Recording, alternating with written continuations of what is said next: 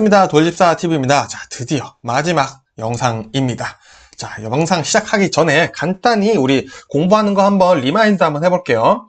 자, 우리 직업상담사 시험은 단답형이 있고요. 서술형이 있습니다. 자, 그러면 서술형 같은 경우는 보통 6점이란 말이죠. 자, 그러면은 우리가 단답형만 써줘도 부분 점수 3점을 다 받을 수 있습니다. 자, 그러면은 우리가 공부를 할 때 어떻게 해야 된다? 단답형을 일단은 먼저 무조건 다 외워 놓는다 라는 마인드로 공부를 하시고요. 단답형을 외우기 전에 뭔다? 그럼 도식화를 먼저 다 외운다 라는 순서로 해주시면 됩니다. 그래서 우리 도식화 두 문자 따서 외우신 거 그거 먼저 외우고 그 다음에 외운 걸 토대로 단답형으로 만들고 그 단답형에서 설명에 필요한 부분들을 외워주는 순서로 공부를 해보시는 걸로 계속 연습해 보시면 되겠죠? 자, 그러면 이제 마지막 영상 시작해 보겠습니다. 자, 직업심리검사의 신뢰도를 추정하는 방법 3가지를 쓰고 설명하시오. 자, 이거 우리 1차 때 많이 보셨죠? 자, 동형검사 신뢰도죠. 자, 어떤 말들이 들어가야 되냐?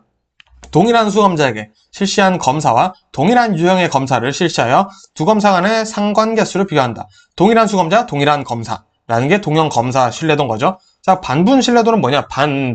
반으로 나눈 거죠. 그러니까 하나의 검사를 동형이 되도록 반으로 나눠요. 그 다음에 두 검사 간 상관계수를 비교를 하는 겁니다. 그래서 이 A라는 시험에 있으면은 요거를 그냥 반으로 뚝 잘라버리는 거예요. 그래서 B랑 C라는 걸 만드는데 사실은 A라는 시험을 그냥 반으로 나눈 것 뿐이죠. 그래서 이 B와 C가 이제 상관계수가 어떤가 이런 거를 봐서 신뢰도가 좀 높네 이렇게 판단하는 거죠. 그리고 검사, 재검사 신뢰도입니다. 이것도 뭐 들어가야 되냐? 자, 동일한 수검자에게 동일한 검사를 일정한 시간적 차이를 두고 반복하여 측정한다. 자, 그럼 동형검사 신뢰도와 지금 검사, 재검사 신뢰도의 차이점이 뭐죠? 동일한 수검자에게 동일한 검사를 하는 거는 검사, 재검사고요. 동일한 유형의 검사는 동형검사 신뢰도인 거죠. 그래서 정확히는 동일한 유형의 검사라는 거죠. 아예 똑같은 게 아니라는 겁니다. 아예 똑같은 검사를 실시하는 거는 검사, 재검사 신뢰도다 라고 외워주시면 되겠습니다. 자, 그러면 우리 보겠습니다. 반분 신뢰도 추정하기 위해 사용하는 방법 3가지를 쓰고 각각 설명하시오. 자, 우리 검사도 신뢰도 추정하는 방법 중에 반분 신뢰도가 있었죠. 거기서 우리 또 하위 항목들이 나오는 겁니다. 자, 먼저 기우 절반법이에요. 자, 우리 기우라는 거는 요게 홀짝이라는 뜻입니다. 홀짝. 그래서 검사 문항의 번호를 홀수 짝수로 반분하는 거예요. 뭐 1, 2, 3, 4, 5, 6 있으면은 1번, 그리고 뭐 3번, 5번 이렇게 홀수로 해서 요렇게 A시험 2, 4, 6 이렇게 짝수들을 B시험으로 만들자라고 그냥 하는 단순한 방법이 기후 절반법, 홀짝으로 본다.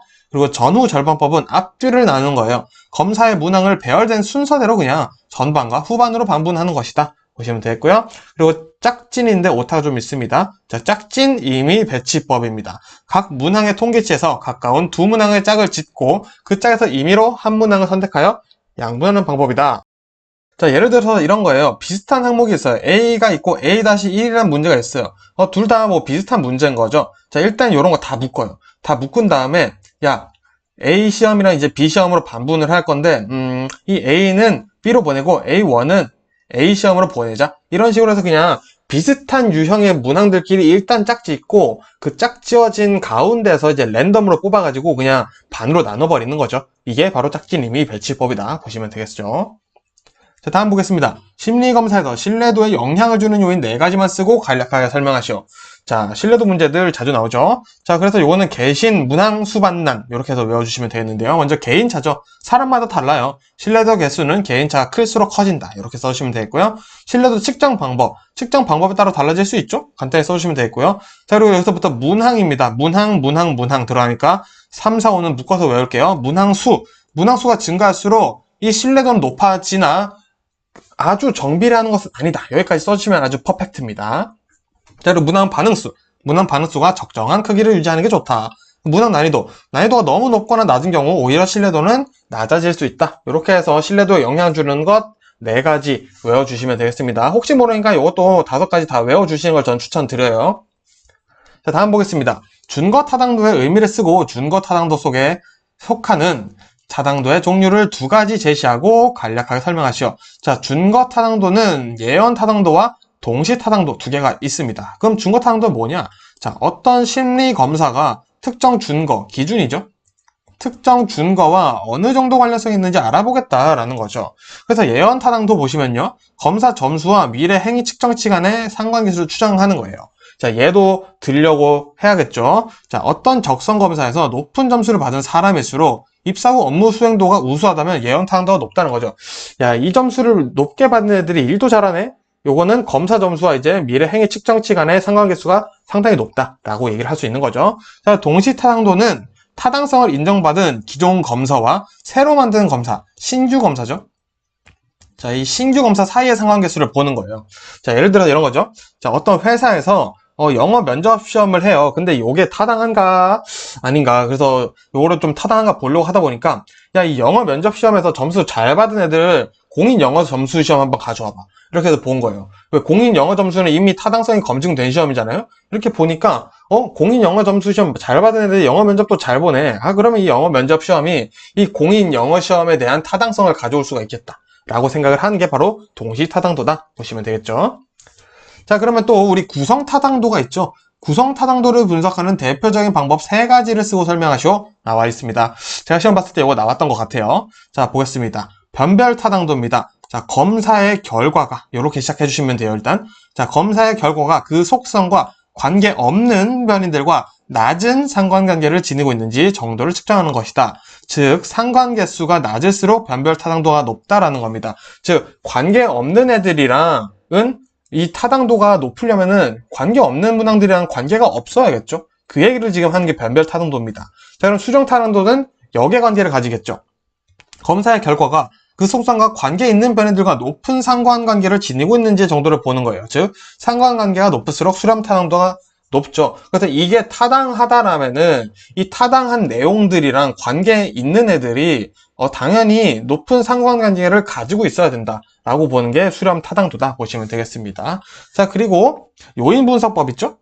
자, 각 문항들 간의 상관관계를 분석하여 상관관계가 높은 문항끼리 묶는 통계적 방법이에요. 자, 요거는 그냥 뭐 정석입니다. 요거는 그대로 외워서 써주시면 됩니다. 요거 어떻게 이해해서 쓰려고 하시면 안 된다고 제가 많이 말씀드리고 있죠. 결국 요거 그대로 외워서 써주시면 되겠죠? 자, 다음 보겠습니다. 역량검사와 속도검사에 대해서 설명하시오. 자, 이 단어 안에 지금 내용이 들어가 있어요. 자, 역량검사, 내 역량을 보여주겠다는 거죠. 그래서 시간 제한이 없어요. 네 역량을 마음껏 펼쳐봐. 그래서 어려운 문제로 구성되어 있고요. 숙련도보다는 문제 해결을 어떻게 하는지에 초점이 맞춰져 있다. 요 1번 시간 제한 없다, 2번 어려운 문제다, 3번 숙련도보다는 문제 해결 초점이 맞춰져 있다. 3가지 내용 들어가 있어야 되고요. 예시 꼭 들어줘야 됩니다. 수학 경시 대회다 써주시면 되겠고요. 속도검사는 반대입니다. 시간 제한이 있고요. 되게 쉬운 문제로 되어 있어요. 우리 IQ 검사 이런 것들에 해당되겠죠? 그래서 문제 해결보다는 숙련도에 초점을 맞춘다. 문제를 풀다 보니까 나중되니까 점점 잘 풀어. 요거를 보겠다는 거죠. 그래서 웩슬러의 지능검사 중에 뭐 소검사 이런 것들 써주시면 되겠습니다. 자, 그리고 다음 볼게요. 성능검사와 성향검사에 해당하는 검사를 각각 3가지 쓰시오.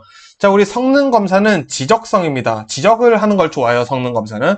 자, 근데 뒤에 KGT도 같이 외울게요. 우리가 성능검사는 지적성 이렇게 3개가 있다 라고 해주시면은 뭐 채점자분들이 틀리진 않았지만 틀렸다고 할 수도 있습니다. 그래서 뒤에 우리 어떤 시험이 있는지 구체적으로 하나씩 써주시는 게 좋아요. 그래서 성능검사는 지능검사, K-웨이스 검사 있고요. 적성검사는 일반 직업적성검사, 개츠비 있죠? 성취도검사는 토익, 토플 등이 있습니다. 그래서 앞글자 따서 KGT라고 저는 얘기를 했고요. 성향검사는 성향, 시읒, 히읗 이라는 초성을 가지고 있죠. 그래서 성흥태입니다. 시읒, 히읗. 요거 헷갈리지 않게 저는 이렇게 외웠었어요. 그래서 MV직이다. MVP는 아니고 MV직이다. 성격검사는 성격, 유형검사인 MBTI가 있고요. 흥미검사는 VPI 검사 있죠. 그리고 태도검사, 직무만족도 검사 있다. 그래서 MV직 이렇게 해서 우리 어떤 검사 했는지까지 같이 써주시는 게 괜히 부분 점수 받으면 억울하니까 꼭 같이 써주세요. 자, 계속해서 보겠습니다. CMI 검사에서 능력 척도 3가지를 쓰고 설명하시오. 자, 우리 CMI 검사 외워줘야 되는 건 능력 척도랑 이제 태도 척도죠. 자, 둘 다 볼 거예요. 자, 먼저 능력 척도 3가지니까 우리 3가지 쓰고 설명하는 거 한번 외워보겠습니다. 선택해서 외우면 되겠죠? 자, 먼저 자직 목계평. 저는 자직 목계평에서 일단은 자직 목계문이죠. 아이고. 자직 목계문 해가지고 5개 다 외웠었는데 보겠습니다. 자기평가. 자, 자기를 평가하는 거죠. 자신의 흥미, 성격 등을 명확히 이해하는 능력이다. 직업정보. 직업정보는 어떤 정보냐? 자신의 관심 분야에 대한 정보겠죠. 자신의 관심 분야의 직업색에 대한 정보의 획득 및 분석을 잘하는가, 요거를 보는 거고요. 목표 선정, 자신의 정보와 직업색의 연결을 통한 직업 목표 선정 능력이 좋은가, 요거를 보는 거고요. 계획이죠. 계획 잘 세우냐. 자신의 직업적 목표를 달성하기 위해 실제적인 계획을 세우는 능력이다, 보시면 되겠고요. 문제 해결은 진로 선택이나 의사결정 과정에서 부딪히는 다양한 문제들이 있겠죠. 요거를 어떻게 해결하냐, 잘 해결하냐 라는 능력이 문제 해결에 들어가 있다, 보시면 되겠고요. 자, 그리고 태도, 척도 5가지. 태도, 척도는 5가지 쓰고 설명하라는 문제가 나옵니다. 그래서 우리는 진, 참, 독, 성, 타 해서 외우겠습니다. 자, 먼저 진로 결정성이죠. 선호하는 진로의 방향에 대한 확신의 정도. 내가 이 길로 간 게 확실하다. 요 정도고요. 참여도. 자, 이제 진로 선택 과정이 있는데요. 진로 선택을 해야겠죠. 여기에 얼마나 능동적으로 참여하는지 보는 게 참여도고요. 독립성은 진로 선택을 내가 독립적으로 할 수 있는지, 아니면은 뭐 중요한 타인, 부모님이나 내 친구들, 내 와이프들이 영향을 미치는지, 요게 있고요. 또 성향, 진로 결정에 필요한 사전 준비나 이해를 잘 하는 성향인지 보는 거고요. 타협성, 그래서 진로 선택 시 욕구와 현실에 타협할 수 있는지, 아, 나는 이 일 하고 싶은데 현실적으로 이 일을 해야 되지 않을까? 이런 고민들이 있겠죠. 이런 걸 잘 타협할 수 있는지. 그래서 우리가 진로 성숙도 검사의 이 태도 척도는 말 그대로 진로에 대한 나의 태도가 어떤지 내용이 나옵니다. 자, 우리 전에 보면은 능력 척도였었죠. 그래서 말 그대로 어떤 능력을 가지고 있는가, 요 얘기를 하는 거다라고 해서 요 두 개 차이 헷갈리지 말고 잘 외워두시면 되겠죠. 자, 다음 보겠습니다. 검사는 사용 목적에 따라 규준 참조 검사와 준거 참조 검사로 분리될 수 있다. 규준 참조 검사와 준거 참조 검사의 의미를 각각 예를 들어 설명하셔도 되어 있습니다. 자, 볼게요. 규준 참조 검사는 상대평가를 하는 거예요. 상대평가는 뭐다? 써주시면 됩니다. 개인의 점수와 타인의 점수를 비교하는 것이 상대평가죠. 자, 요거 써주시면 끝이에요. 자, 그러면 뭐 있다? 심리검사나 수능, 요런 것들이 있다. 써주시면 되겠고요. 준거 참조의 검사는 반대입니다. 준거니까 지읒, 준거 지읒, 절대 지읒, 요렇게 엮어서 해주시면 되겠죠. 자, 절대평가를 해보는 것으로 개인의 점수와 기준 점수를 비교해보는 것이다. 절대평가니까요, 그죠? 그래서 우리 국가 자격시험, 지금 우리가 시험 보고 있는 직업상담사 시험도 준거 참고 검사에 말이 안 나오네요. 준거 참조 검사에 당연히 해당한다 볼 수 있겠죠. 자, 보겠습니다. 또 직업심리검사에 분류해서 극대 수행검사와 습관적 수행검사에 대해 설명하고 각각 대표적인 유형 2가지를 쓰시오 되어 있습니다. 자, 이런 것도 역여감 느낌을 가지죠. 자, 극대 수행검사는 일정한 시간 내에 자신의 능력을 최대한 발휘하도록 하는 인지적 검사다. 요 내용 들어가줘야 됩니다. 요거 그대로 외워서 써주세요, 그냥. 자, 극대 수행검사에 뭐 있다? 지능검사, 적성검사 들어가 있다. 자, 그러면은 우리 아까 공부했었던 거 있죠? 지적성. 지적성은 이게 우리 무슨 검사였었죠?